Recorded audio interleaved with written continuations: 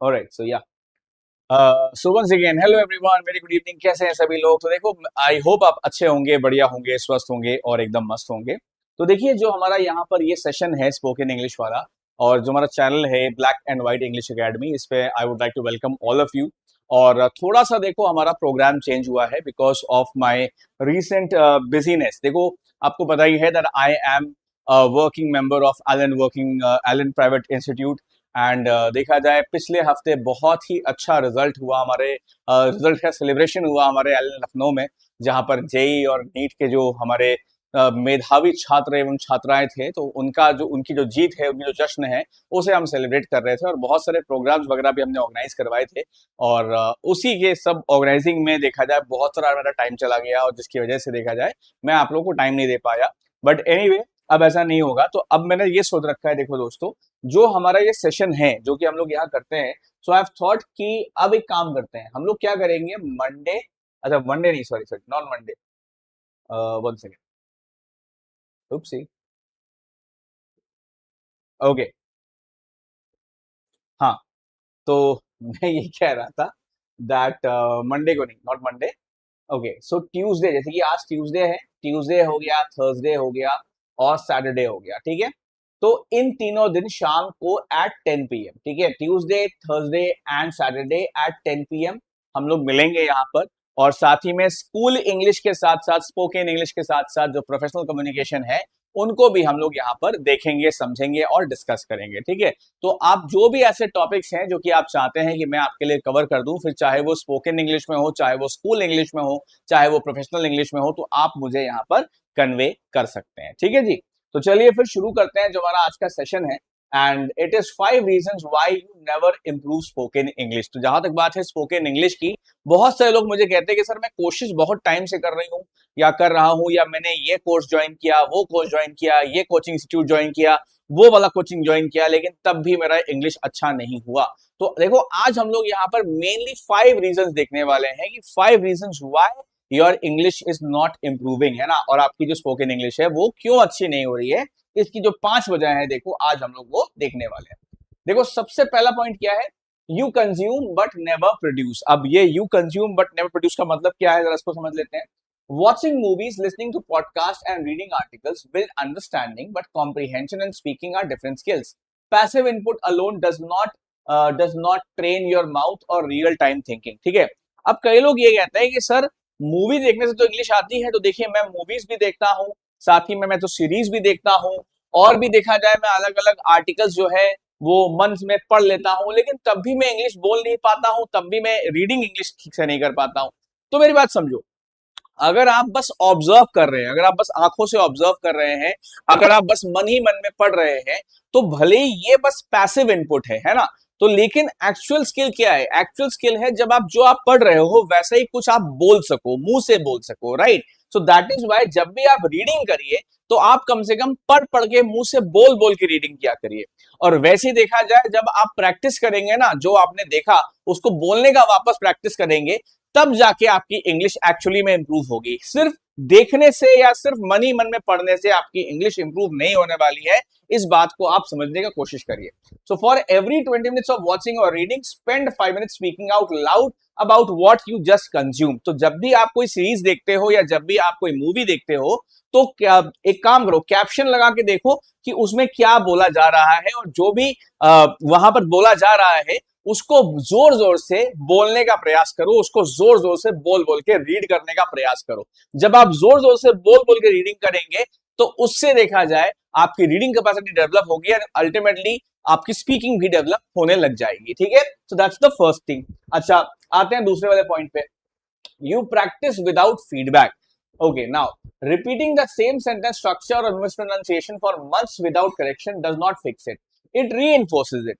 Errors practiced without feedback quietly become permanent habits. देखो, कई बार ऐसा होता है कि अगर हम फीडबैक के लिए बहुत ज्यादा ओपन नहीं होते हैं, अगर कोई हमारी बात को सही कर रहा है लेकिन हम उसकी बात ही नहीं सुनते हैं, या फिर हम फीडबैक लेना ही नहीं चाहते हैं सामने वाले से कि हमारी इंग्लिश अच्छी है या कैसी है, तो उसमें सिर्फ यही सब फैक्टर्स निकल के आते हैं, फिर कभी इंप्रूवमेंट होगा ही नहीं, ठीक है। अब मेरी बात को समझिएगा, अगर आप चाहते हैं, अगर आप सीरियसली चाहते हैं कि आपकी स्पोकन इंग्लिश अच्छी हो, तो अगर कोई आपको फीडबैक दे रहा है, कोई अगर आपको इंप्रूव करने की कोशिश कर रहा है, तो आपको उसकी बात सुननी आनी चाहिए। अगर आप सामने वाले की बात ही नहीं सुनोगे, अगर कोई आपको फीडबैक दे रहा है और इस बात को आप नहीं समझोगे, तो फिर कैसे काम चलेगा, right? So that is why it is very very important कि आप सेम सेम इंग्लिश, भले अब मतलब कई बार लोग ये सोचते हैं कि मैं तो बहुत टाइम से ये बोलता आ रहा हूं।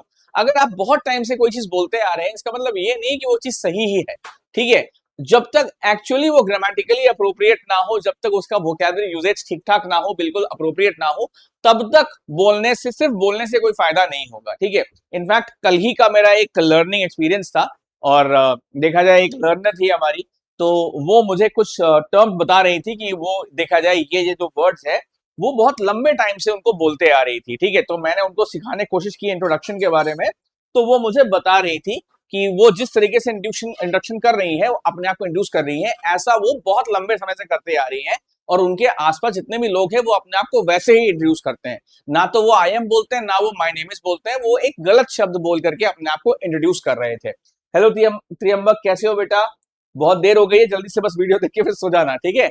ऑलराइट, सो एनीवे, तो पॉइंट इज, अपने आप को सही तरीके से अगर आप इंट्रोड्यूस नहीं करेंगे, और अगर कोई आपको फीडबैक दे रहा है तो उसकी बात अगर आप नहीं सुनेंगे, तो कैसे आप अपने आप को इंप्रूव करेंगे, राइट? सो सेल्फ इंप्रूवमेंट के लिए फीडबैक बहुत ज्यादा इंपॉर्टेंट है, इस बात का ध्यान रखिए, ठीक है? अच्छा, so get feedback at least once a week from a teacher और फ्लुएंट फ्रेंड, और by comparing your recordings to a native mode, ठीक है? Native model. चलिए अब अगले पे आते हैं। अगला पॉइंट क्या है, देखो, you practice in burst not daily. तो ऐसे भी बहुत सारे लोग हैं जो मुझे कहते हैं, सर मैं प्रैक्टिस तो करता हूं या प्रैक्टिस तो करती हूं, लेकिन इसके बावजूद मेरी इंग्लिश अच्छी नहीं हो रही है, ठीक है? अच्छा, अब ऐसा क्यों होता है? ऐसा इसलिए होता है, an intense week of practice followed by 3 weeks of nothing does not build fluency, it builds and loses the same progress repeatedly. Speaking is a physical skill that fades quickly without regular use. देखो, अच्छा मुझे आप ये बताओ कि मान लेते हैं कि आप, अगर हम कार चलाने की बात कर लें, ठीक है, कार ड्राइविंग की बात कर लेते हैं, तो मान लेते हैं आपने कार ड्राइविंग करना चालू किया, ठीक है? 1 महीने तक आपने रोज गाड़ी चलाई, और उसके बाद नया नया आप सीख रहे हो, 1 महीने तक आपने रोज गाड़ी चलाई, और उसके बाद आपने 2 महीने गाड़ी छुई भी नहीं। क्या आपको कार ड्राइविंग में कंफर्ट होगा? बताओ।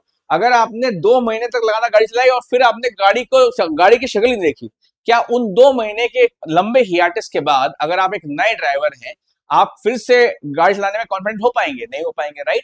तो इसीलिए अगर आप बर्स्ट में प्रैक्टिस करोगे, कुछ कुछ टाइम पीरियड प्रैक्टिस करोगे, फिर लंबे टाइम तक कुछ नहीं करोगे, अगर ऐसे काम चलाओगे ना, तब तो काम नहीं बनेगा, ठीक है?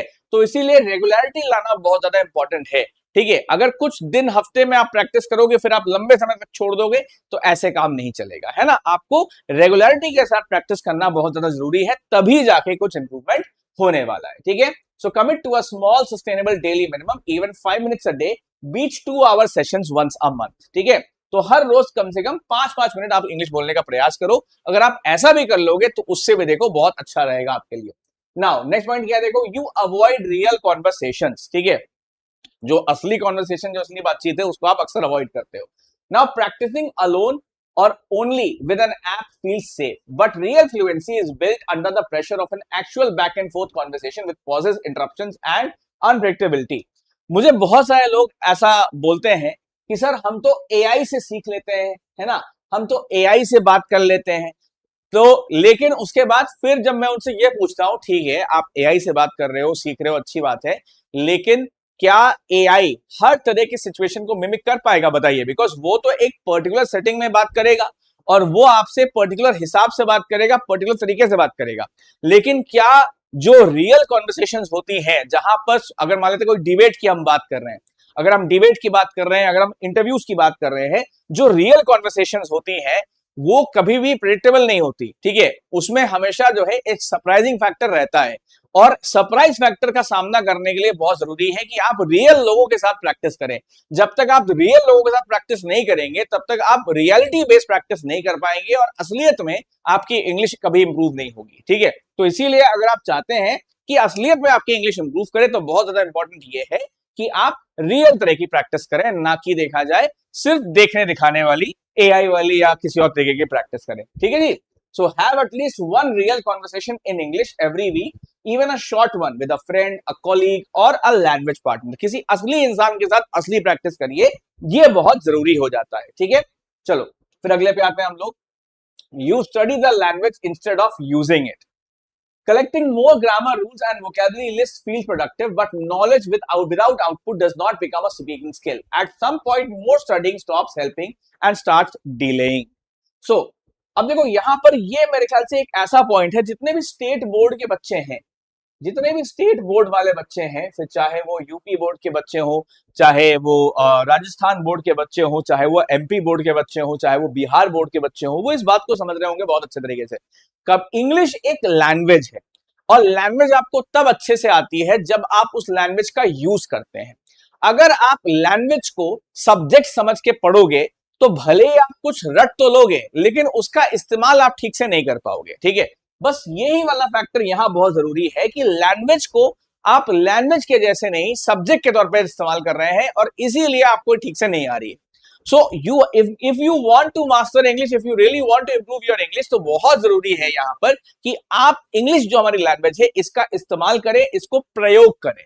जब उसको आप प्रयोग में लाएंगे तभी जाके एक्चुअली में वो इंप्रूव होगी, वरना वो इंप्रूव नहीं होगी, ठीक है।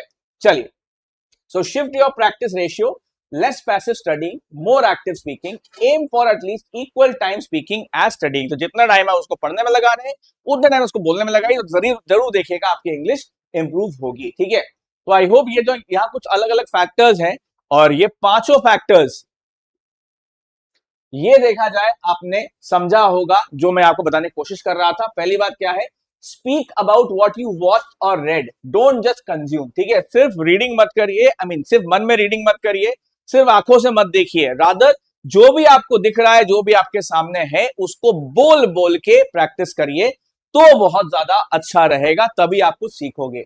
अगला पॉइंट क्या है, gate feedback regularly, don't practice mistakes unnoticed, ठीक है। तो कभी भी आपको लगे कि आपने कोई नई चीज सीखी है, जब भी आप बोल रहे हो, तो जो भी कोई भी आपके आस पड़ोस में अगर अच्छा इंग्लिश बोलने वाला है, उससे अपनी इंग्लिश में हमेशा फीडबैक लेते रहिए। फीडबैक से ही, छोटे छोटे फीडबैक से ही आप एक्चुअल इंप्रूवमेंट कर सकेंगे। फिर अगला पॉइंट क्या है, practice daily even briefly, consistency beats intensity. अगर आप हर रोज सिर्फ 5 मिनट आईने के सामने खड़े होकर बोलने का प्रयास करें ना, सिर्फ 5 मिनट, लेकिन डेली 5 मिनट्स डेली, तो इससे बहुत बड़ा इंप्रूवमेंट हो जाएगा, और इससे आप देखोगे कि कुछ टाइम के बाद आपकी इंग्लिश बहुत सब्सटैंशियली अच्छी हो जाएगी, ठीक है। फिर नेक्स्ट पॉइंट क्या है, have real conversations, not just solo practice, ठीक है। तो सिर्फ एआई से प्रैक्टिस करके काम नहीं चलेगा, सिर्फ देखा जाए एक प्रेडिक्टेबल तरीके से प्रैक्टिस से काम नहीं चलेगा। रियल लोगों के साथ जब आप बातचीत करते हो तो रियल कॉन्वर्सेशंस आप समझ पाते हो, है ना। तो इसीलिए you should practice with real person and not just AI etcetera. फिर अगला पॉइंट क्या है, balance studying with actual speaking output. अगर इंग्लिश को आप बस एक सब्जेक्ट समझ के पढ़ेंगे तो कभी भी ग्राउंड पे एक्चुअल में रियलिटी में सुधार नहीं आएगा। इंग्लिश को सिर्फ एक सब्जेक्ट नहीं बल्कि एक्चुअल लैंग्वेज समझ के पढ़िए, तभी जाके आपको एक्चुअल इंप्रूवमेंट देखने को मिलेगा, ठीक है दोस्तों। तो देखिए आज का जो हमारा सेशन था वो उसको इतना ही रखते हैं, क्योंकि बहुत लंबे टाइम के बाद मैं आया हूं, अभी ठीक से वीडियो को शेयर नहीं हो पाया है। तो अगर आप इस वीडियो को देख रहे हैं तो जरूर शेयर करिए अपने बेस्ट फ्रेंड के साथ ही में अपने फ्रेंड्स ग्रुप में, ताकि सभी लोग इस वीडियो को हम पहुंचा सके। और जो भी ऐसे लोग हैं जो कि स्पोकन इंग्लिश अच्छी करना चाह रहे हैं लेकिन अच्छी नहीं कर पा रहे हैं, तो उनकी इंग्लिश अच्छी हो सके, ठीक है दोस्तों। So thank you so much for watching today's session, and मिलते हैं अब हम लोग नेक्स्ट थर्सडे को, ठीक है। अगला कब मिलेंगे, अगला हम लोग मिलेंगे थर्सडे को वंस अगेन एट 10 PM, ठीक है। और उस दिन हम लोग सीखेंगे कुछ और नया, कुछ और बढ़िया, कुछ और बेहतर। So my dear friends, thank you so much, please take care of yourselves and peace out everyone, good night.